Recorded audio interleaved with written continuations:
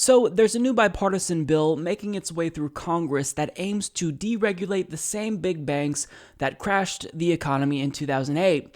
Now, by reducing regulations, making these big financial institutions exempt from strict regulations that would prevent them from crashing the economy, this not only increases the likelihood that they'll crash the economy again, but require another taxpayer-funded bailout. Now, I told you it's bipartisan, so you might not necessarily think that a bill that aims to deregulate Wall Street in a brazen way would have so much bipartisan support. So if there's bipartisan support, then exactly how many Democrats are on board? I mean, really, it can't be more than one or two, right? Actually, no.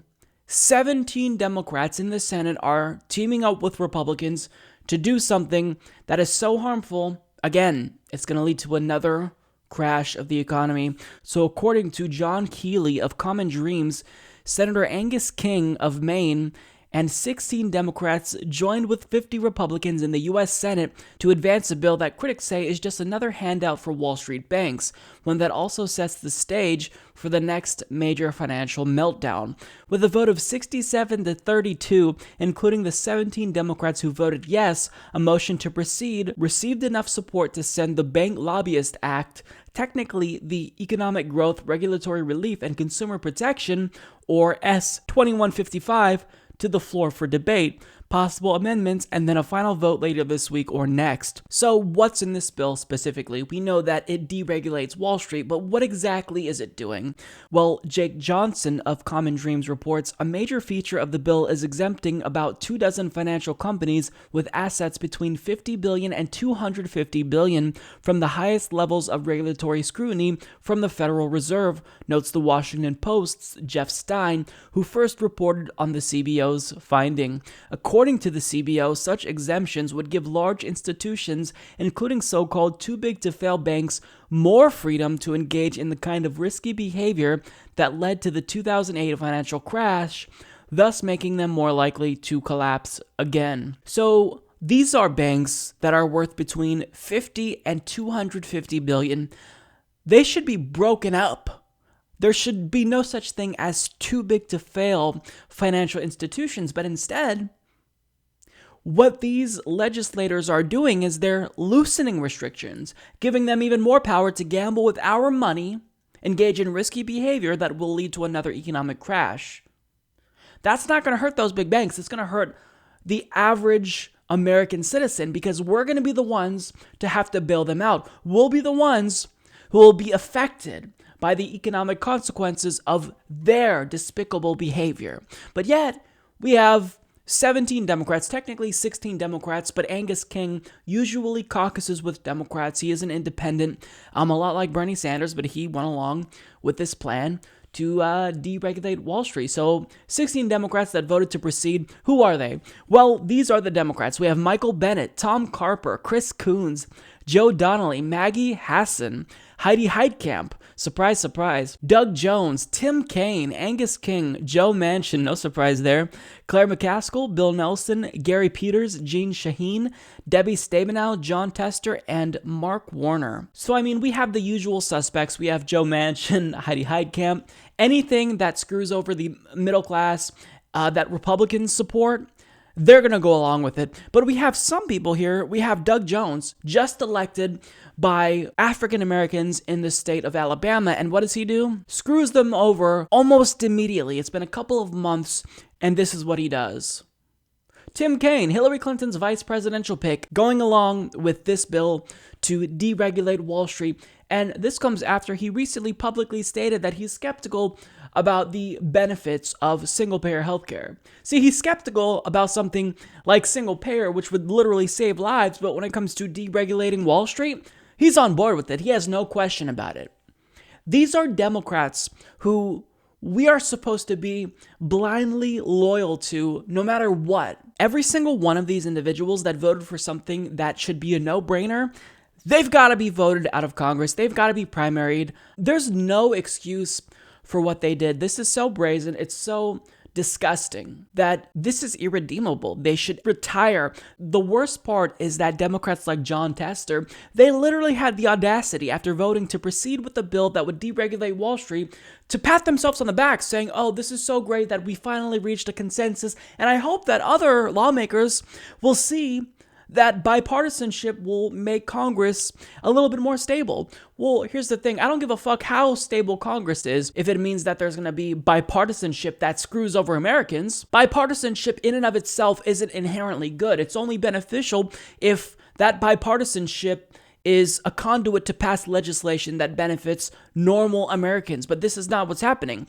Anytime there's a bipartisan bill in Congress, then we have to be skeptical that it is screwing over Americans, because that usually means that corporatists from both parties are teaming up to fuck us over even more than they already have been doing. So this made me irate when I heard about this. Voting to proceed on a measure that deregulates Wall Street.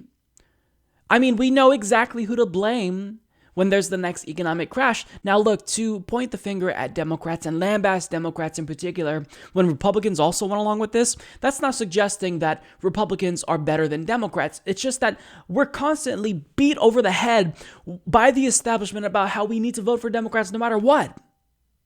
So if we're supposed to vote for Democrats, then shouldn't we theoretically expect more from them than from Republicans? Shouldn't we hold them to a higher standard than Republicans? Yeah, I think we should, because they claim to be the good guys. They claim to have the moral high ground, and here they are going along with Republicans, a corporate fascist party, to deregulate Wall Street and basically facilitate another economic crash. Shame on all these sellouts. Now, progressives in the Senate were not happy about this, so Bernie Sanders actually tweeted to denounce this bill, saying, "Are our memories so short that we have learned nothing from the worst economic crisis since the Great Depression just 10 years ago? Unbelievably, Congress now wants to deregulate some of the same banks that helped cause the 2008 financial disaster. At a time of massive concentration of ownership in the financial sector, now is not the time to deregulate banks that have more than $3.5 trillion in assets and lay the groundwork for another massive financial collapse." And now another progressive, Elizabeth Warren, also decided to call out her own party. And this is surprising to me because we know that Elizabeth Warren is someone who she talks a lot, right? But she never ever calls out her own party no matter what. So they can fuck us over, they can rig primaries, and she won't admit that that's what they're doing. Or if she does admit that they rigged the primary like she did last year, she'll reverse her stance like a day later. But she even decided to call out Democrats because this was so despicable, saying Senate Republicans voted unanimously for the Bank Lobbyist Act, but this bill wouldn't be on the path to becoming law without the support of these Democrats. The Senate just voted to increase the chances your money will be used to bail out big banks again. And she's saying that your money will be used to bail out big banks because when they inevitably crash the economy, it's going to be your money that's used to bail them out, because they're too big to fail. Yeah, that's why we need to break them the fuck up. Too big to fail should not be a thing. So I'm glad that Bernie Sanders and Elizabeth Warren spoke out, but let me ask you this, Liz. Are you still willing to make a, quote, spirited defense of Joe Manchin? Because when she was on TYT, Jen Yeager asked her about Joe Manchin, and she decided to come to his defense. Are you still willing to defend him after doing something so egregious and disgusting?